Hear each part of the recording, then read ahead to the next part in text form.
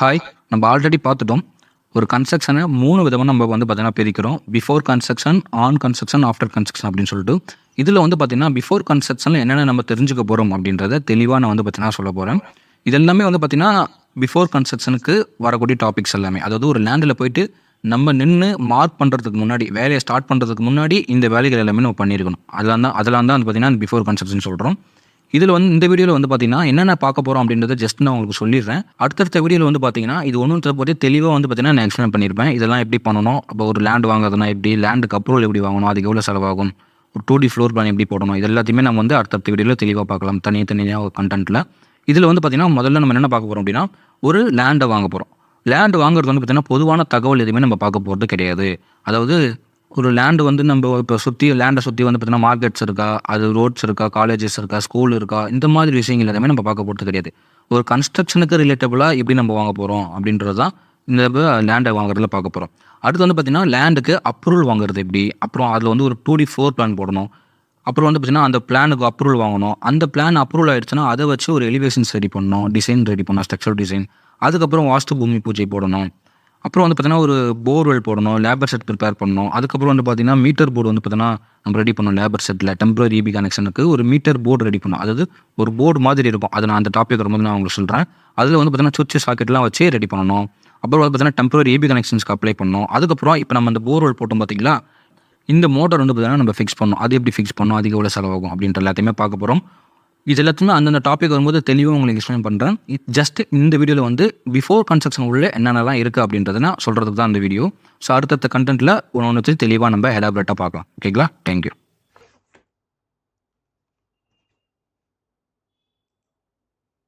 Before கன்ஸ்ட்ரக்ஷனில் first topic how to buy a land. ஒரு லேண்டை வாங்குறது எப்படி? இதில் நான் ஆல்ரெடி சொன்ன மாதிரி காலேஜ் இருக்கா, ஸ்கூல் இருக்கா, மெடிக்கல் ஷாப்ஸ் இருக்கா, ஹாஸ்பிட்டல் இருக்கா, இந்த மாதிரி மார்க்கெட்ஸ் இருக்கா, கடைகள்லாம் நல்லா இருக்கா, இதெல்லாமே பார்க்க போகிறதே கிடையாது. இதில் நம்ம பார்க்க போகிற விஷயங்கள் எல்லாமே இதுதான். ஒரு லேண்டுக்கு அப்ரூவல் இருக்கான்னு பார்க்க போகிறோம். ஒரு ஈபி போஸ்ட் வந்து பார்த்திங்கன்னா லேண்ட் பக்கத்தில் இருக்கா இல்லை தூரமாக இருக்கா அப்படின்றத பார்க்க போகிறோம். சாயில் டைப் என்னன்றதை செக் பண்ணணும். போர்வெல் வாட்டர் எங்கே இருக்குன்றதை செக் பண்ணணும். ரோட் லெவல் வந்து பார்த்திங்கன்னா செக் பண்ணணும். வாஸ்து செக் பண்ணணும். இந்த விஷயங்கள் எல்லாமே வந்து பார்த்திங்கன்னா கன்ஸ்ட்ரக்ஷனில் காஸ்ட்டை இன்க்ரீஸ் பண்ணுறதுக்கு வாய்ப்புகள் இருக்குது. ஓகேங்களா? இதை பார்த்து நம்ம வாங்காமல் விட்டுட்டோம் அப்படின்னா பின்னாடி நிறைய பிரச்சனைகள் இருக்குது. ஓகேங்களா? அதனால தான் இந்த டாபிக்ஸ் எல்லாமே நம்ம வந்து பார்த்து வீடு வாங்கணும்னு சொல்கிறோம். பொதுவான விஷயங்கள் வந்து நம்ம பார்க்க போகிறது தான். அதாவது அந்த லேண்டுக்கு பத்திரம், பட்டா, சேல் டீடு இதெல்லாமே செக் பண்ணி வாங்குறது. அப்புறம் வந்து பார்த்தீங்கன்னா இது டெவலப் ஆகுமான்ற செக் பண்ணி வாங்குறது. இதெல்லாமே எல்லாரும் பொதுவாக வாங்குறது தான். ஓகேங்களா? அதை பற்றி நம்ம பேச போகிறதில்ல. கன்ஸ்ட்ரக்ஷனுக்கு யூஸ் பண்ணக்கூடிய இந்த விஷயங்களை இதை தான் நம்ம செக் பண்ண போகிறோம். ஓகேங்களா? அதை மட்டும் ஃபாலோ பண்ணிக்கலாம். ஸோ ஃபஸ்ட்டு திங், ஒரு லேண்டுக்கு அப்ரூவல் வாங்கணும். லேண்ட் அப்ரூவல்னால் என்ன அப்படின்னா, ஒரு லேண்டுக்கு இந்த இடத்துல வீடு கட்டணும் அப்படின்னு சொல்லிட்டு கவர்மெண்ட் வந்து பார்த்தீங்கன்னா அப்ரூவல் கொடுக்கணும். அப்போ தான் அது பார்த்தா அதை நம்ம கன்ஸ்ட்ரக்ஷன் பண்ண முடியும். ஏன் அப்படின்னா, ஒரு லேண்ட் அப்படின்றது வந்து நிறைய டைப்ஸ் ஆஃப் லேண்ட் வந்து பார்த்தீங்கன்னா இருக்குது. நஞ்சை நிலம்னு இருக்கும். அப்புறம் வந்து பார்த்தீங்கன்னா புஞ்சை நிலம்னு இருக்குது. அதாவது இப்போ வந்து அக்ரிகல்ச்சர் லேண்டில் போயிட்டு நம்ம வீடு கட்ட முடியாது. கரெக்டாக? அப்ரூவல் அது தரமாட்டாங்க. அதில் நம்ம கட்டணும்னா அது இல்லீகல். ஸோ இந்த மாதிரி இந்த லேண்டுக்கு நீங்கள் வீடு கட்ட உகந்ததான லேண்டு தான் அப்படின்னு சொல்லிட்டு கவர்மெண்ட் வந்து பார்த்தீங்கன்னா ஒரு அப்ரூவல் கொடுக்கணும். அதுக்கு பேர் தான் லேண்ட் அப்ரூவல்னு சொல்கிறோம். ஓகேங்களா? பொதுவாக அது யார் கொடுக்குறாங்க அப்படின்னு பார்த்தீங்கன்னா, சிஎம்டிஏ, டிடிசிபி இந்த 2 அப்ரூவல் தான் வந்து பார்த்தீங்கன்னா இருக்குது.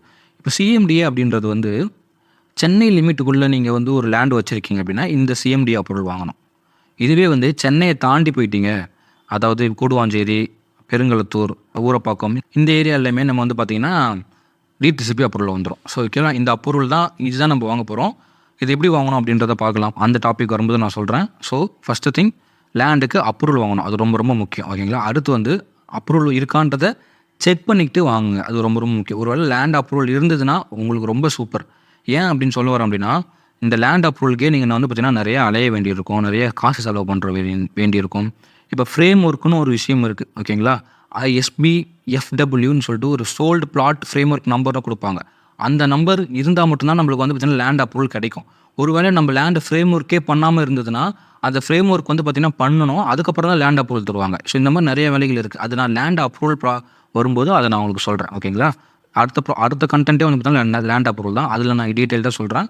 ஃபஸ்ட்டு வந்து லேண்டு வாங்குறோம் அப்படின்னா அதில் வந்து பார்த்தீங்கன்னா ஒரு லேண்ட் அப்ரூவல் இருக்கான்றதை செக் பண்ணிக்கோங்க.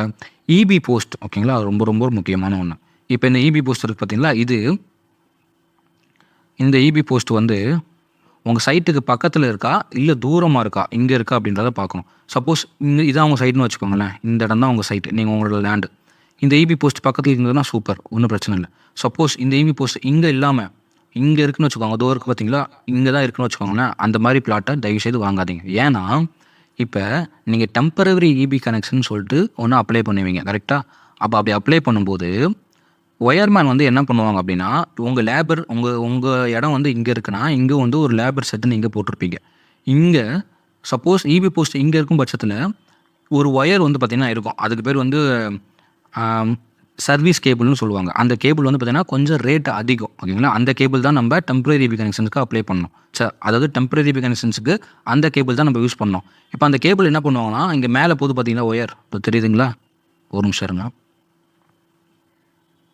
இங்கே மேலே ஒயர் போது பார்த்தீங்களா, இதிலேருந்து எடுத்துகிட்டு வந்து இங்கே கொடுத்துருவாங்க. சப்போஸ் இந்த ஈபி போஸ்ட்டே இங்கே இல்லைன்னு வச்சுக்கோங்க, இங்கே தான் இந்த ஈபி போஸ்ட் இருக்குதுன்னு வச்சுக்கோங்க, இங்கேருந்து எடுத்துகிட்டு வரணும். இப்போ என்ன ஆகும் அப்படின்னா, அந்த ஒயர் வந்து இவ்வளோ தூரத்துக்கு நீங்கள் வாங்கி இங்கே வரைக்கும் எடுத்துகிட்டு வரணும். அதோட காஸ்ட் வந்து பார்த்திங்கன்னா ரொம்ப ரொம்ப அதிகமாகிடும். அதனால தான் சொல்கிறேன், ஈபி போஸ்ட்டு ரொம்ப ரொம்ப முக்கியம். பக்கத்தில் இருக்கான்னு செக் பண்ணிக்கோங்க. சப்போஸ் வந்து உங்களுக்கு தூரமாக இருந்ததுன்னா இந்த மாதிரி விஷயங்களும் நிறையா பிரச்சனைகள் வரும். நீங்கள் பக்கத்தில் வைக்கணும் அப்படின்னாலுமே நீங்கள், அதாவது எனக்கு வந்து என் லேண்டு பக்கத்துலேயே எனக்கு ஒரு ஈபி போஸ்ட் வேணும் அப்படின்னு நீங்கள் அப்ளை பண்ணாலே ஈபியில் வந்து வைப்பாங்க. ரொம்ப டைம் ஆகும். அதேமாதிரி வந்து பார்த்தீங்கன்னா காஸ்ட் வந்து பார்த்திங்கன்னா ரொம்ப அதிகமாகும். அதனால் லேண்ட் வாங்கும்போதே இந்த ஈபி போஸ்ட் இருக்கான்றதை செக் பண்ணிக்கணும், ஓகேங்களா. அது ரொம்ப முக்கியம். அடுத்து சாயில் டைப் வந்து பார்த்திங்கன்னா செக் பண்ணணும். இப்போ இந்த சாயில் பார்க்குறீங்க இல்லையா, இது வந்து ஒரு நார்மல் செம்மண், இது வந்து ஒரு களிமண்.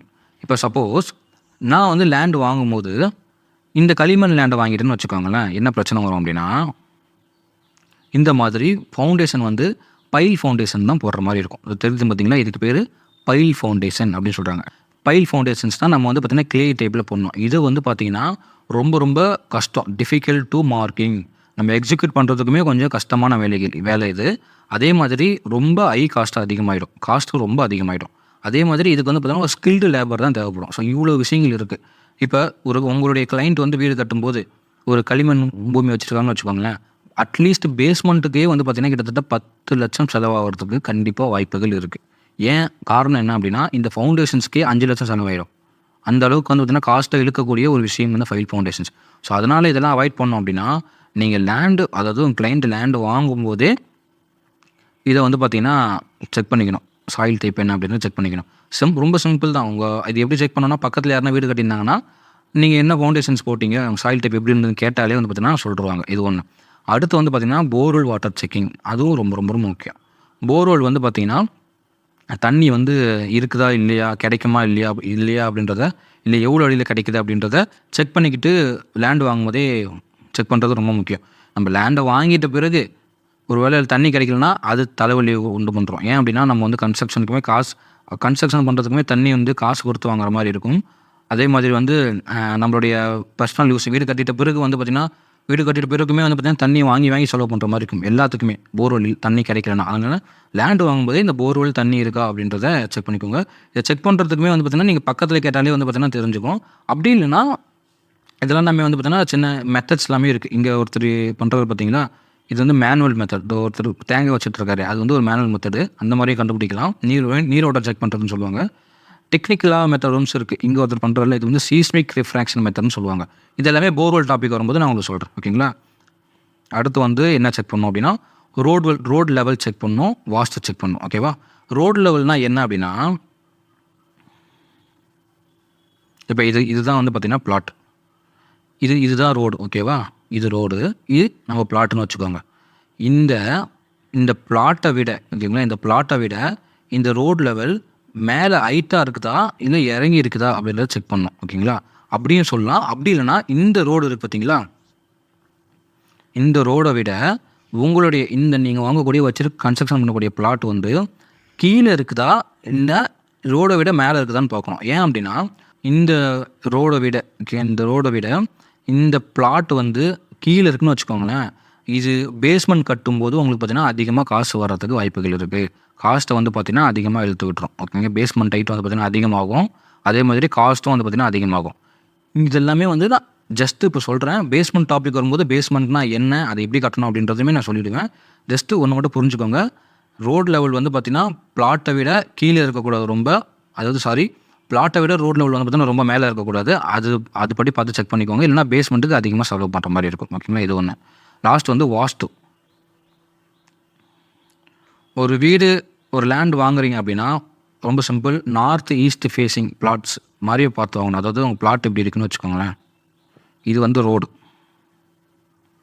இது வந்து நார்த் ஈஸ்டிங். இந்த மாதிரி நார்த் ஃபேஸிங்காக வாங்கணும்.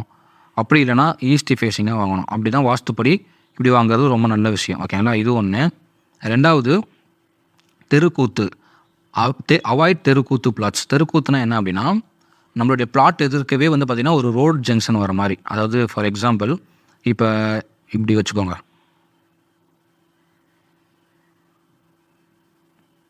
இது ரோடு, ஓகேவா, இதுவும் ரோடு, இதுவும் ரோடு தான். அதாவது இப்படி ஒரு ரோடு ஒன்று போகுது, இதில் இப்படி ஒரு ரோடு ஒன்று போகுது. நீங்கள் வாங்கக்கூடிய பிளாட்ஸ் வந்து இப்படி இருந்துன்னு வச்சுக்கோங்களேன். இந்த ரோடு தெரியுதா, இந்த ரோடுக்கு கரெக்டாக எக்ஸாக்டாக உங்கள் பிளாட் இப்படி இருந்ததுன்னா அதுக்கு பேர் தெருக்கூத்துன்னு சொல்கிறாங்க. இந்த மாதிரி பிளாட்ஸை அவாய்ட் பண்ணணும். அதாவது சிம்பிள் என்னென்னா,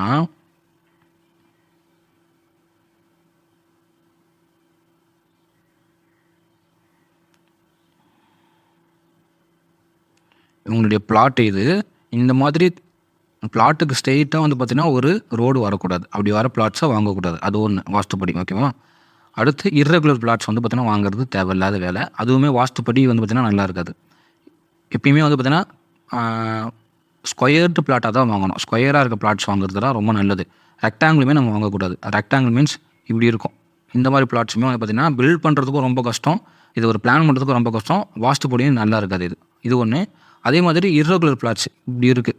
சப்போஸ் இப்படி இருந்துச்சு இந்த மாதிரி பிளாட்ஸு, அப்புறம் சப்போஸ் வந்து இப்படி தான் இருக்கும் இந்த மாதிரி பிளாட்ஸு. இந்த மாதிரி இர்ரெகுலர் பிளாட்ஸ் எல்லாமே அவாய்ட் பண்ணுறது ரொம்ப நல்லது. ஓகேங்களா, இவ்வளோ தான் வந்து பார்த்திங்கன்னா ஒரு பிளாட்டு வாங்குறது, லேண்டு வாங்குறது செக் பண்ணி வாங்கணும். எல்லாமே தெளிவாக பார்த்துருப்பீங்க, புரிஞ்சிருக்குன்னு நினைக்கிறேன். இதை விட்டுட்டோம் அப்படின்னா இது கன்ஸ்ட்ரக்ஷனில் அதிகமான காஸ்ட்டை ஈஸியாக ஏற்படுத்தி கொடுத்துரும். ஓகே, நம்ம ஒரு பிளான் ஒன்று பண்ணுவோம், 20 லட்சம் 10 லட்சம்னு சொல்லிட்டு ஒரு பிளான் பண்ணிவிட்டு உங்கள் கிளைண்ட் வருவாங்க. ஆனால் இந்த ப்ராசஸுக்கே 10 லட்சம் செலவாயிடும். இதெல்லாம் பார்த்து வாங்கலைன்னா. ஃபார் எக்ஸாம்பிள் இந்த சாயில் டைப் பார்த்து வாங்கினா ஃபவுண்டேஷன்ஸுக்கு அதிகமாக செலவாயிடும். ஓகேங்களா, அவ்வளோதான் விஷயம்.